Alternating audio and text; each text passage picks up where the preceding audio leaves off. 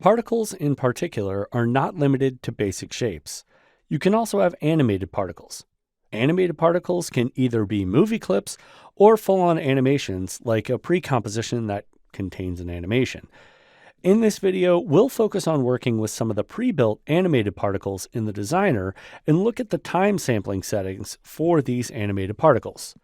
So to start, let's go down to the timeline and select layer 1. And to look at our animation, let's go ahead and press the spacebar to preview things.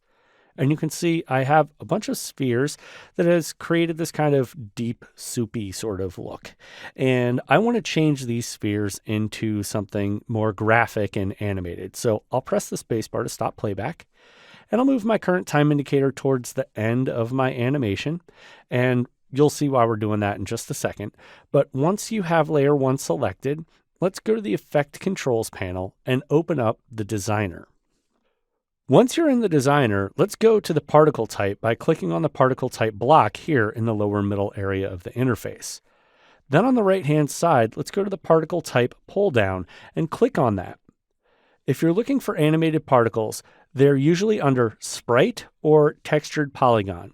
The difference being sprites will always auto-orient to a camera. So let's go ahead and just choose Sprite for now. And we can click the Choose Sprite button right here, and that'll load up a bunch of different sprite options that we have that we can kind of choose. I'm going to cancel that for a quick second because I can also just browse over the right side here on the Blocks button, and I can lock that out. And I want to go to the Particle section, and under Particle Type here, I want to choose a sprite. And then if we scroll down here under Sprites, open up the 3D geometric shapes and make sure to choose this orange one, the Icosa 2. Once you have that chosen, you should see them populating the scene. Now they're kind of small, so let's go to Size and Rotation, and I'll make sure the size is the full size, so I'll just click on the default to make sure here. And I'll close my blocks and go here under the size and change this to a setting of about 25. Now we can see these elements animating into the scene. Now I'm done with working in the designer, so let's go ahead and click apply for right now. And now we can see all these particles popped up in the scene. I want you to pay attention to how things are organized in the timeline.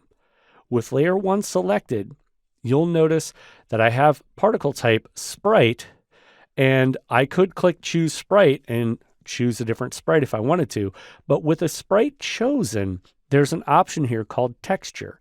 And if I open up that texture option and just make my effect controls panel a little larger here, you'll see my particular sprite drop down, and that's actually the particular sprite master layer, which is here. So when you choose a sprite, if you're working with one of the presets, what it'll usually do is drop that sprite down into your timeline. And in essence, this texture is referencing this layer here. So this animated particle happens to be a video file. So if you want this to play back more slowly, you could retime this individual layer.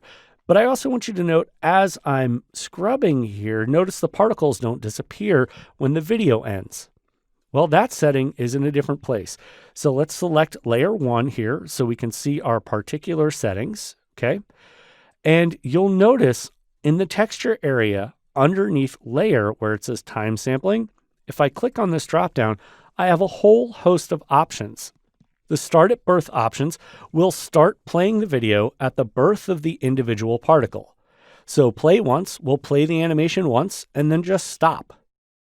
Loop will actually loop the animation. So once it gets to the last frame, it goes back to the first frame and continues on.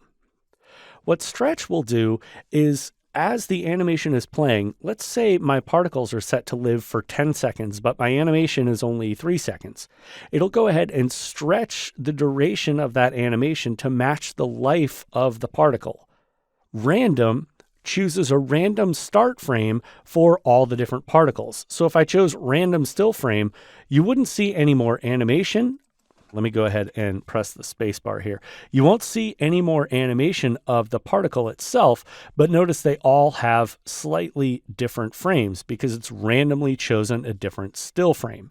If you don't like this layout, you could change the random seed here. So here I could change the random seed to 2, and then it should update accordingly. Here, let me change the random seed to 5.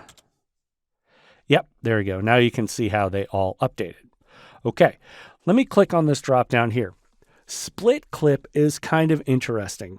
If you have a clip like this that's 3 seconds long, and I choose split clip 3, it asks me how many number of clips I would like to split it into.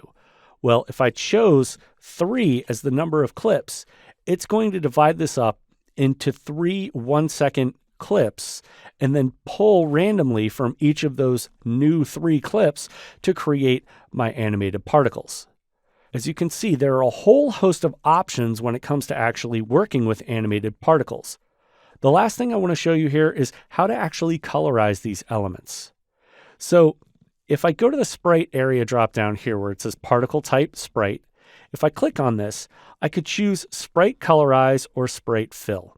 So before I do that, I'm going to go and change the size of the particle up to something like 50. So we can really see that these are large, okay?